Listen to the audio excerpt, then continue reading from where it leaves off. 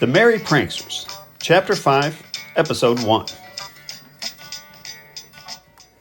Kneeling on my blood-stained floorboard, headed eastbound on Highway 70, I'm frantically scrubbing away what was once a decent Vicodin buzz.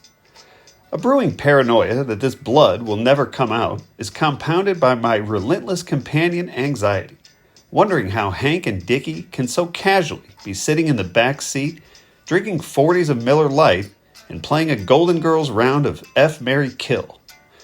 Their foolish game is tearing me apart, and the fact that Blanche is out of the running is not something I've been able to wrap my mind around yet.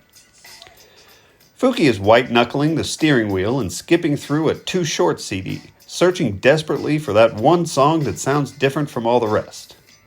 The way he keeps adjusting the zipper on his black Adidas tracksuit like he can't decide how much cleavage to expose is adding to my sudden urge for self-harm.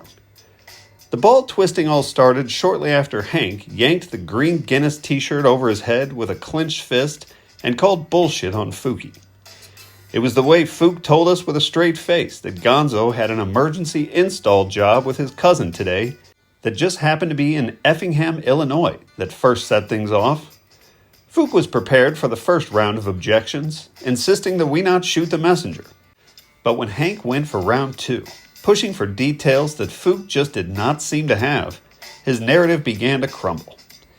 After passing the 237-mile mark, but still a million miles from surrender, Fook's head tilts to the side, and a sly grin emerges, like he had been praying for Hank to open that door all along. He started by saying, in a light-hearted way, a way that could easily have been taken in jest, "What can I say? No one knows where to get any dope in this town. People are starting to freak out." The way he said freak out was intended to make light of the whole situation, but then he turned it around and asked Hank, "You wouldn't know where to score any yo, would you?" Hank gripped his thumb until he could feel a pulse and said neutrally, "Yeah, Fook, it's been hard on all of us." Fook has a theory. It's a plausible theory if the laws of physics or basic biology didn't apply, or if I didn't happen to have personally been there. But his conviction that borders on arrogance is causing me to question everything I think I know. He vilifies the people on Horus, suggesting there was a mystery third man at Joey's by calling them dumbass trolls, insisting that Demeen alone did the deed. He also mocked the idea that there was some mythological Irishman who now runs the St. Louis dope game exclusively from some secret cottage out in the middle of nowhere. I don't blame Hank for laughing out loud, just like I don't blame him for not saying anything else except, "Yeah, well, I guess that's an interesting theory, Fook." I don't blame Hank, but similarly, I don't blame Fookie either. I wish he was as right as he is certain, but those who need leaders aren't qualified to choose them. And anyway, I've got real problems to worry about. I hold up the blood-soaked rag in my hand and say, "Look at this shit. This is like a scene from some goddamn Tarantino movie." Fook takes that opportunity to laugh unnaturally loud and quote Pulp Fiction in a vain attempt to change the subject. "I saw you get it wet, motherfucker. Mine didn't look like no motherfucking tampon." "It's not funny, you chubby bastard," I seethe, swallowing an entire Xanax bar and soaking up more blood. "This shit may never come out." I can't believe that cat bit me. Diggy is trying to wiggle his fingers through the crusty black bandages his hand is wrapped in. I think I can smell the stale blood dried on the web of his hand, and it's causing me to gag. The teeth marks may or may not heal at some point, but when I wrapped it up last night, it was a gruesome horror show that I've only seen before in my dreams. I think I can still play and everything, but what kind of dude bites a motherfucker? Hank remains relatively calm and explains that anything can happen in a fight. "I've been bit a few times. This dude I was locked up with in Fulton was a biter. Hell of a spades player, too."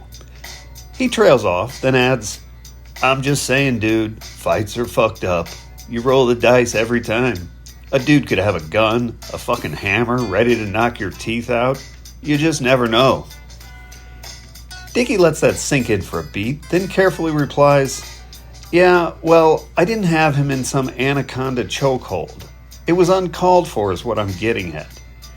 Shaking his hand as if the teeth marks will disappear the way a Polaroid picture doesn't, He finishes by saying, "It's just not what heroes do, you know, man." I stop scrubbing long enough to ask Hank how his foot is doing. He says it should be alright after a few more beers, and I ask him if he thinks that's really why I asked. Look, I'm wiping the beading sweat from my brow with what I now realize is a bloody towel. Tossing it down, I sit back in the passenger seat with a heavy sigh. Turning down the doggy-style CD in the middle of W Balls, I say, not to sound paranoid or anything, but literally millions of people have seen that video. Do you know how many people that is? This shit is getting crazy. Not a day goes by that April from the Riverfront Times doesn't write an article calling us Nazis, and never without somehow working in that missing party girl. No one speaks up right away. I don't know if they're considering what I said or ignoring me, but it causes everyone to pause anyway. When Murder Was the Case comes on, Fook feels compelled to mention the Jewish girl's name, insisting that she's missing, and to say otherwise is heresy, before turning the volume up louder.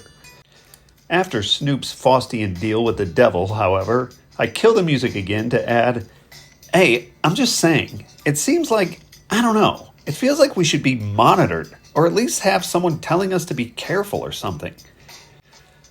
Fuki starts driving more aggressively, swerving in and out of traffic, and in a passive tone, dripping with hubris, he says, "You know, Alfie," with a lofty superiority, "we all appreciate the lecture, but you know, you're not Professor Perfect over there." Before he has a chance to say something he won't be able to walk back, Hank decides to jump in and say something that has me wondering how long they've been conspiring against me. "Schultz," his voice raspy and condescending, "I've been saying for I don't know how long that fucking around with those bitches is nothing but trouble." Now that Brutus and Cassius's menstrual cycles are synchronized, Fuki seizes the opportunity to pounce, saying, "Yeah, Schultz, when did you start getting pussy anyway? And another thing, dude, your little psychotic episodes aren't exactly the textbook definition of stability." He says this like it's some deep, dark secret that everyone's been tiptoeing around. Did you guys know that he thought we were in some Civil War battle being chased by a 9-headed monster last night? After the word vengeance is graffitied in dripping red spray paint across my mind, Dickie asked me in a way that no one has ever quite asked before.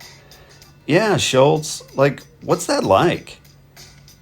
I don't know if he had a reason for asking other than out of curiosity, so I decided to offer a real answer.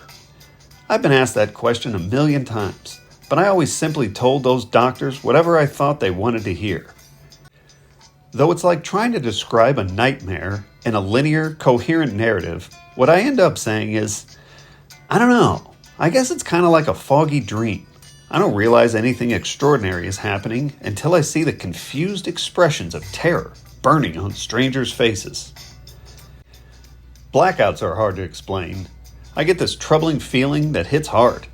Then it's like everything, from the song I'm writing, the bar stool I'm sitting on, or even a feather blowing in the wind, all demand the same attention.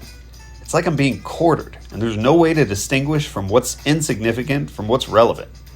It's maddening, I tell you, I explain. The doctors had some name for it. But you can never trust anything they say. Those types always have to be right. They can never accept anything that isn't cured with a pill. I'm sorry, but I'm not ready to just sign off on my insanity just to stroke some doctor's megalomania.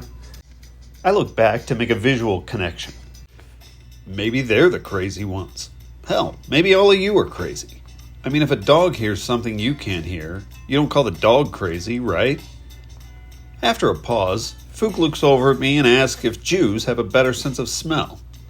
I tell him I'm not sure, but he says, you know, because of the big old Jew noses. Yeah, Fook, I get it, I say dryly, then light a cigarette. We make the left onto Charbonnier, and I exhale a drag and watch the smoke stream out of the car, and as I'm rolling up the window, I hear Dickie's Spanish accent shining through when he says from somewhere in the back seat, "And those who were seen dancing were thought to be insane by those who could not hear the music." Then, when we pass Vintage Vine Hall in Delmar, Fook taps an envelope he's kept inside his jacket and tells us, "Look, when we get there, just let me do the talking. I'll handle everything." Hank scoffs, knowing he's committing a cardinal sin by asking under what authority those contracts were written up. It could have been taken a couple of different ways, but Fuki's default is always travesty. Look, if you guys don't trust me, think you can handle this on your own? Best of luck, boys.